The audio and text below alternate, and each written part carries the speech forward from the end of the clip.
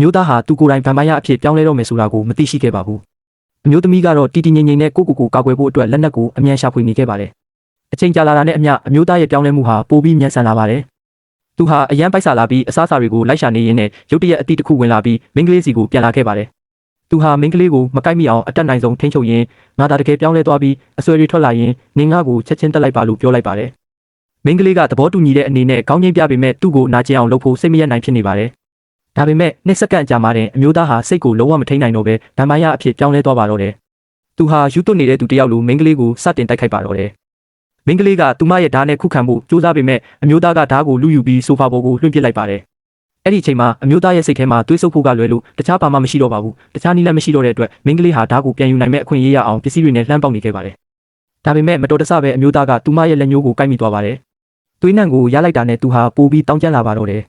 သူဟာမိန်းကလေးရဲ့လက်ကိုဆွဲပြီးလက်ညှိုးကိုဆုပ်ယူနေခဲ့ပါတယ်သွေးတွေကုန်ခန်းတော့မဲ့အချိန်မှာမိန်းကလေးကသူ့ကိုကန်ထုတ်လိုက်ပြီးဓာတ်ကိုအမြန်ပြန်လူကအမျိုးသားရဲ့ရင်ဘတ်ကိုထိုးဆိုင်လိုက်ပါတော့တယ်မထင်မှတ်ပဲအဲ့ဒီတိုက်ခိုက်မှုကြောင့်သူ့ခန္ဓာကိုယ်ထဲကကြန့်ရှိနေတဲ့ဗန်ပိုင်ယာအစိတ်တွေဟာအပြင်ကိုထွက်သွားခဲ့ပါတယ်မုတ်ထဲမှာပါတဲ့ဖြည့်ဆေးနဲ့အတူအမျိုးသားဟာနောက်ဆုံးမှပုံမှန်အတိုင်းပြန်ဖြစ်သွားခဲ့ပါတယ်